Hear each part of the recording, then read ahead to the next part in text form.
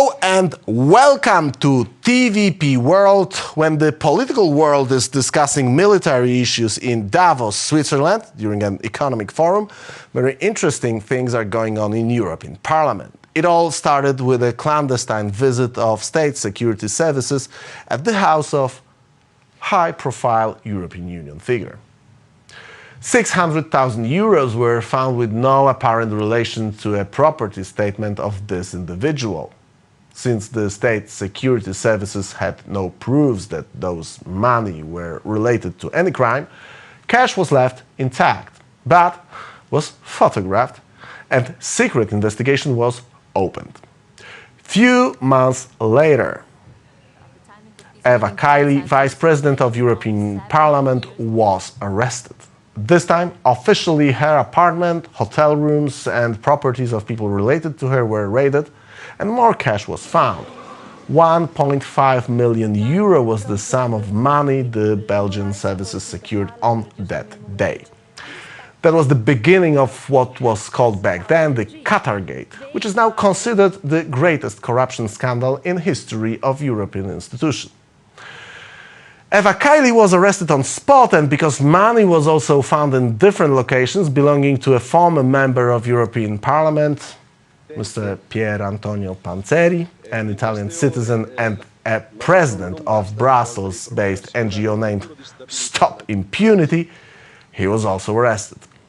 But it was only the beginning. A few days later, the media got familiar with the scheme of relations between several members of this network. Among them, members of European Parliament, their close relatives, union workers, NGO figures, and many, many more. Some of them were arrested. In many other cases, they had to step down from their positions in EU institutions, what was the case of many members of European Parliament.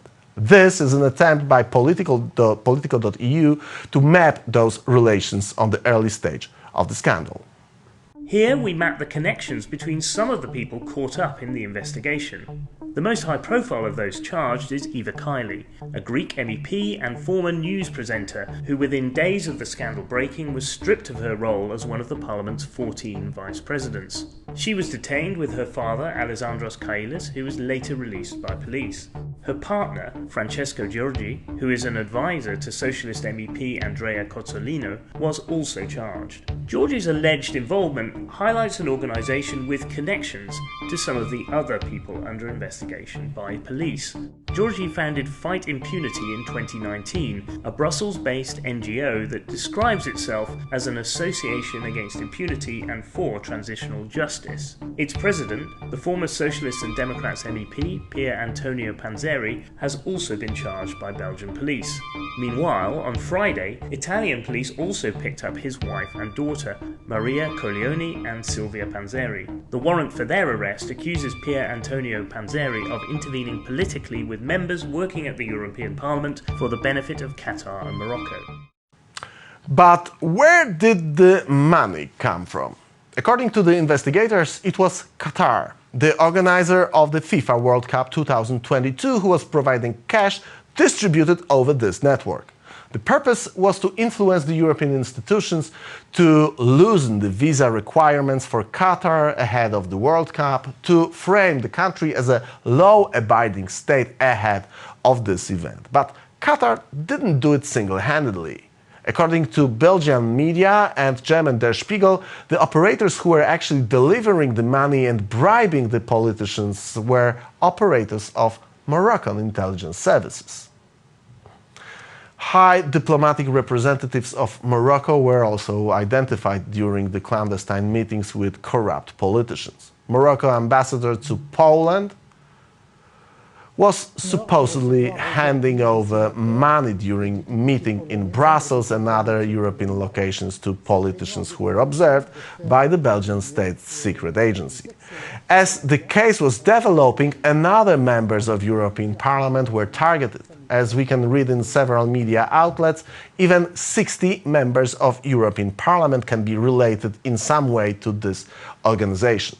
Also, high-profile former EU politicians were on the official payroll of NGOs involved and placed in very heart of this corruption spy ring. Among them, the former European Union Migration Commissioner Dimitris Avramopoulos and former head of European diplomacy Federica Mogherini. According to the media publications, those payments were official and fully legit, at least formally. But because the NGO itself is regarded as a part of corruption scheme, it is highly probable that the whole mechanism is a money laundering scheme as well. Dirty money transferred by the foreign secret services were used to bribe the politicians and fund NGOs' activity, and certain NGO foundations used that money to finance officially and legally former politicians as NGO employees. But that's not the only aspect of this scandal.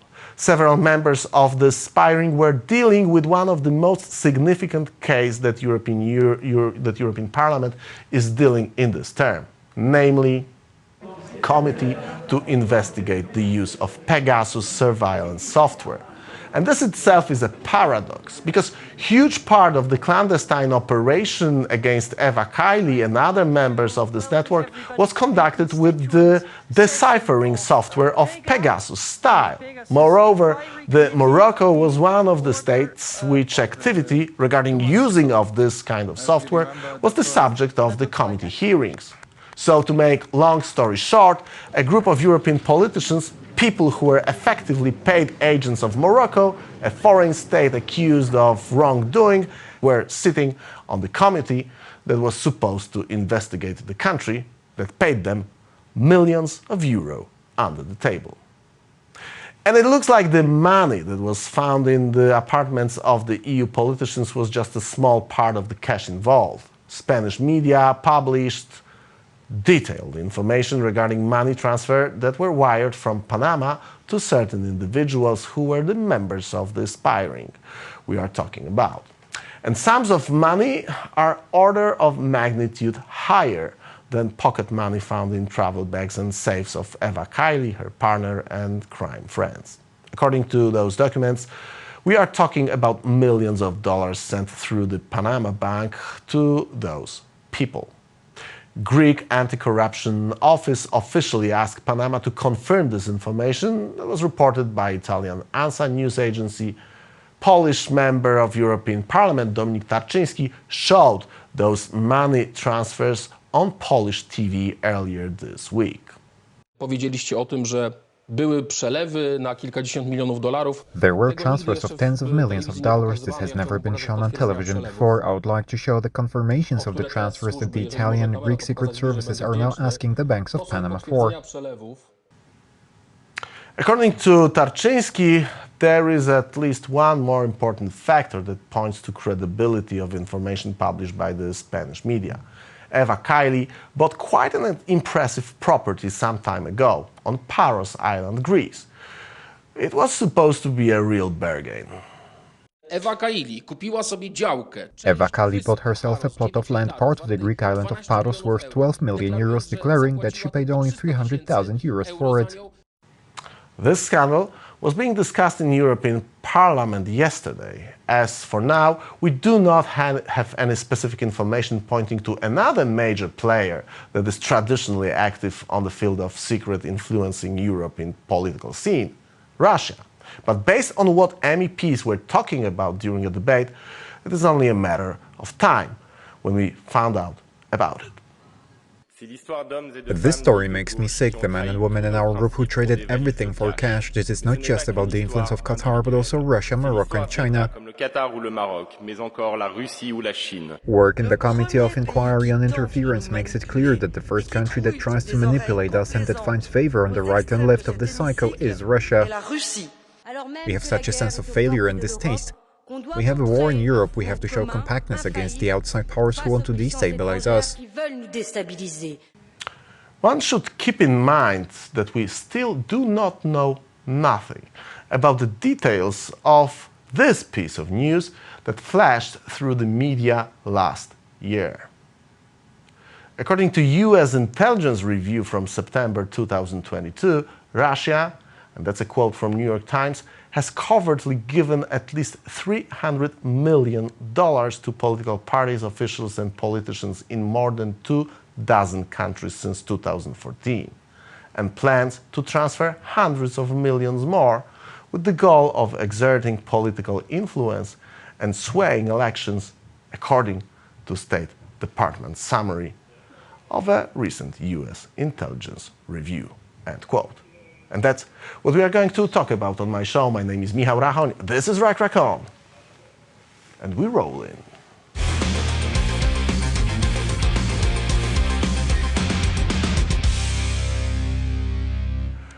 Our guest tonight specializes in intelligence and national security. His scholarly research and teaching concentrate on intelligence policy and practice, intelligence collection, information security, cyber espionage, and transnational criminal networks. Dr. Joseph Fitsanakis' work has been translated into several languages and referenced by media outlets such as Washington Post, BBC, ABC, Newsweek. Dr. Fitsanakis is associate professor in the Intelligence and National Security Studies program at Coastal Carolina University. Welcome to TVP World. Welcome to Rack On, sir. It's great to be here. Thank you. You are also running a very interesting website. I highly recommend this website to our viewers, intelNews.org. And you are one of few in the international media who on the very early stage addressed the intelligence aspect, the espionage aspect of this great corruption scandal. And you mentioned this aspect writing the following thing. Early clues of this development surfaced during the week of December 12th in Belgian broadsheet of Le Soir and Italian daily La Repubblica. The reports focused on intelligence operative codenamed M118, who allegedly worked at the General Directorate for Studies and Documentation, the Foreign Spy Service of Morocco. I wonder, what is your takeaway of what we see here? We do have, for sure, a cooperation of two states, Qatar and Morocco. We do have a clandestine operation, quite developed clandestine operation on the territory of European Union. And this whole thing is going on when European Union is bordering a state during a war, which is Ukraine, which may also be another aspect of this whole thing. What's your take on what we are seeing right now? Absolutely. I want to point out that this is not just a case of what we refer to as graft. This is not just political corruption. We're talking here about a scandal that, if the allegations that you just mentioned are true, involves money laundering, involves tax evasion, involves actually organized crime, meaning that there was an organized criminal conspiracy involving state actors, so as in governments of states, but also non-state actors as individuals, but also groups of individuals that basically populated some of the highest echelons of the European Union. And in fact, some of those involved were, had immunity as MEPs of the European Parliament. I mean, we're talking here about a scandal that if Transparency International, which is a very respected body, is true in what it says, I mean, we can discuss about the most egregious case of corruption and criminal conspiracy in the history of the European Union. From my perspective, the intelligence perspective, this appears to be a classic case of what we refer to as covert political influence operation. Basically, an organized attempt, usually by a government or governments in this case, to achieve some kind of a specific effect among a target audience, in this case, the populations of the European Union, involving a variety of actors or techniques that you yourself mentioned in the introduction that are aimed to essentially affect the decision-making, but also the popular opinions of the target audience. So this could be an absolute textbook case of a covert political influence operation. There are at least few interesting aspects that differ, or this operation, or probably operations, because we can think of this from the standpoint of Qatar, for sure, Morocco, for sure, and who knows who else. Because the question is, if we do have a state that is offering this kind of services to some other state, are we in a kind of, sorry for this word, supermarket department store with intelligence-covered operations that can be offered to any state actor who is going to pay enough money to use this particular network operated by Morocco in this case? I think that's an excellent question and points to an aspect of this scandal that hasn't been discussed enough, in my opinion. For me, this is financial warfare of the worst kind. And notice this, that Qatar is not, it's a wealthy oil state, no question about that, but I wouldn't exactly classify Qatar as a major power in the world stage. I mean, its power, it's marginal even within its own sphere of existence in the Middle East. So the obvious question we should be asking is, if the allegations against Qatar are indeed true, and if Qatar, this sort of tiny nation in the Gulf, was able to buy the president, the vice president rather, of the European Parliament, then what would a much bigger state, a more powerful state, be able to purchase? So, for example, Saudi Arabia, or Japan, or Egypt, or Switzerland, or Israel, or Russia, for that matter. You know, what could they buy in terms of influence? So this may be just the tip of the iceberg, and I think we're going to get to know a lot more details about this case in the coming weeks and months. There's another phrase often used by the professionals and people who are analyzing the international intelligence scene, which is a false flag operation. If all those allegations are true, we do have a false flag operation.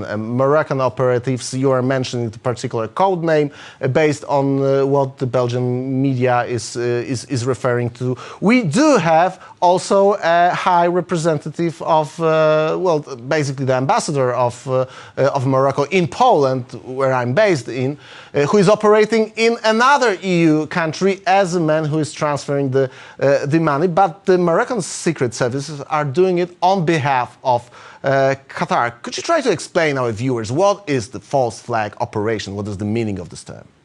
And do you find it, and well, is it the case indeed, because that's my assumption that we can call it this way, you're a professional, would you call it that way?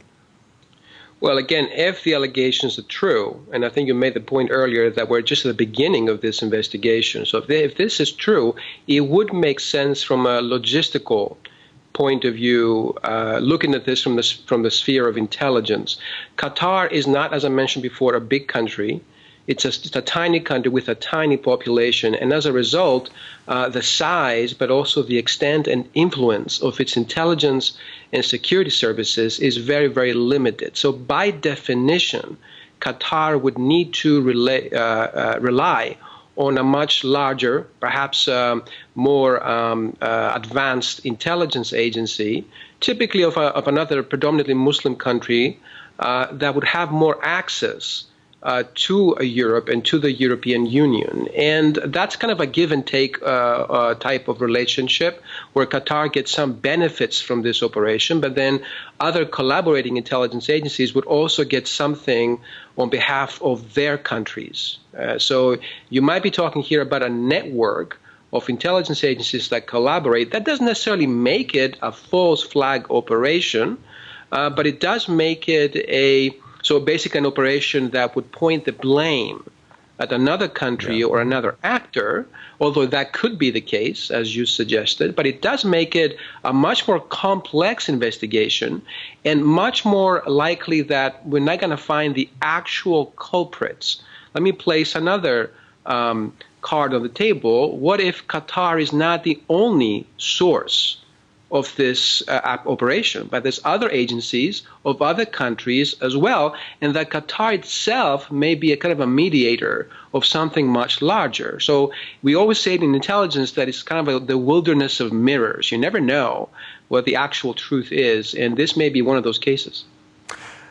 Well, there are lots of aspects of this operation that I would like to have your opinion on, but let's move through the things that we already discussed in this opening statement.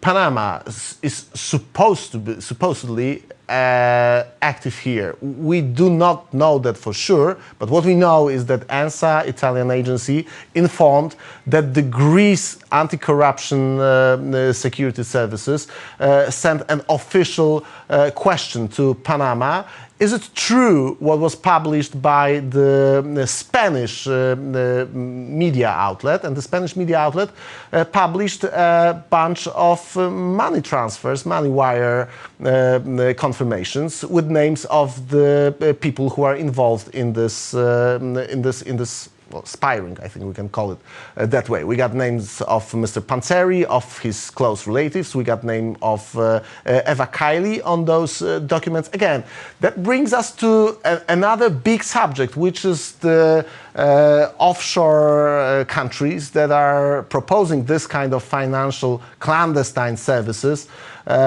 Panama used to be known as one of them.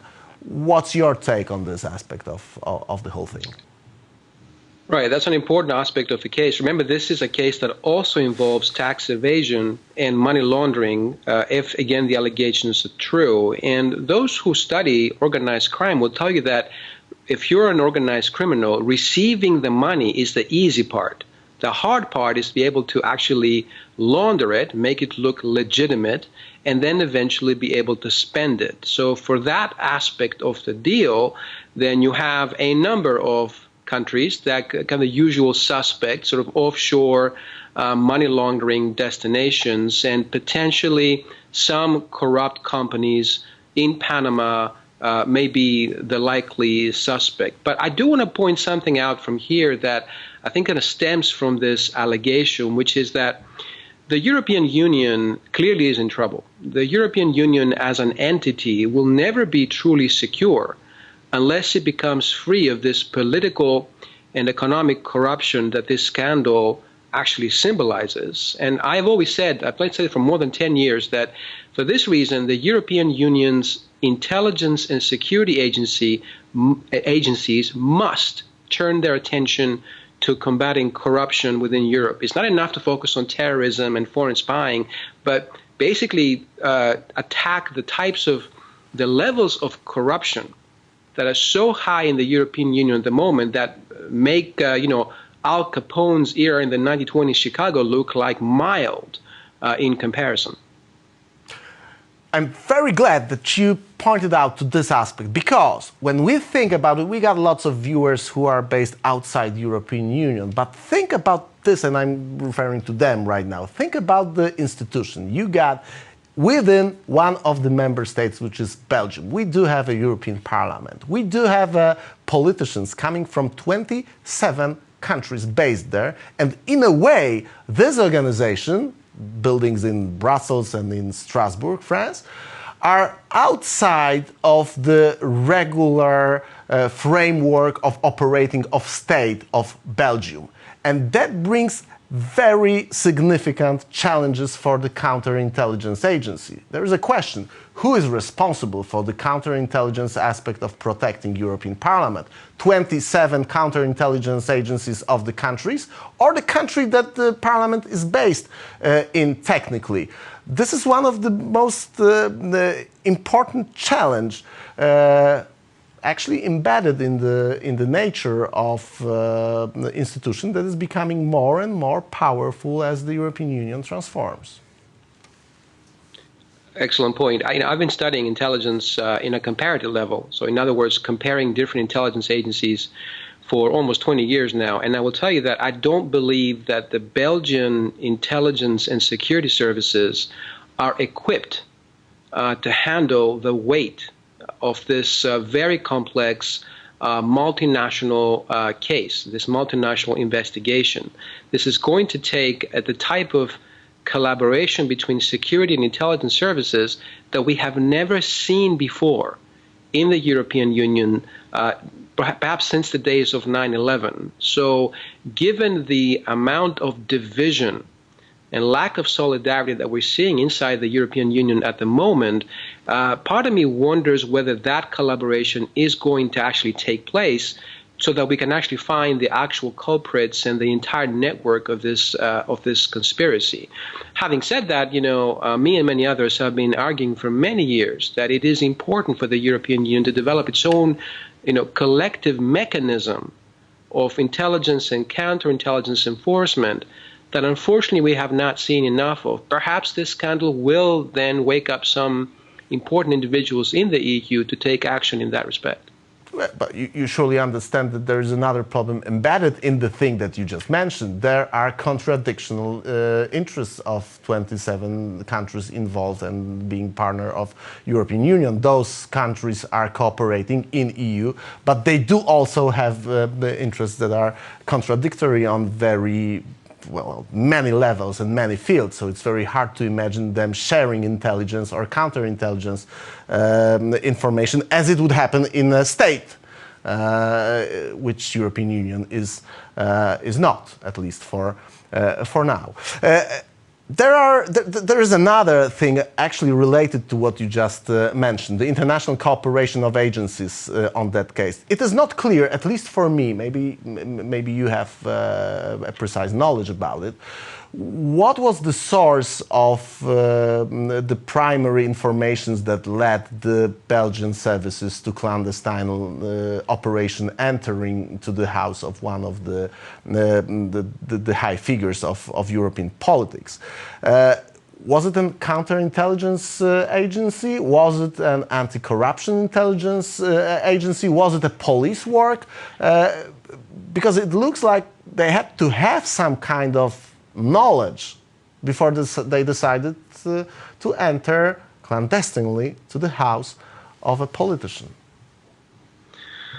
My personal theory in this, and this is just speculation, is that it must have been an intelligence agency and not a law enforcement agency. The reason I say that is because I believe the types of resources required to investigate people with diplomatic immunity, such as the ones that are being involved in this scandal, are not typically possessed by law enforcement agencies. I also have this theory that it was an intelligence agency from outside the European Union, not inside the European Union. Some speculate that it is another Middle Eastern intelligence agency that has differences with Qatar. That could be the case. My own theory is that it's a Western foreign intelligence agency, although again this is just speculation. I believe. Okay, so if it's a speculation, let me ask this question this way: September 22 last year, U.S. intelligence brief reports that were leaked to the media with information about $300 million that Russia funded to fund political parties and political influence in Europe, leaving the case of Qatargate on side.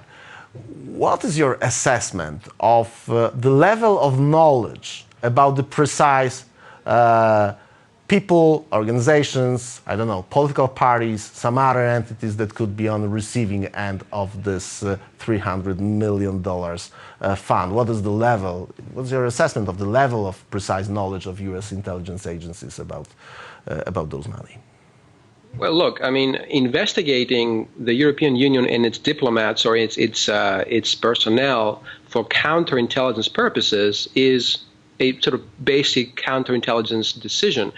Revealing that to a law enforcement agency, say the Belgian one that has the power to do something about this, is a political decision.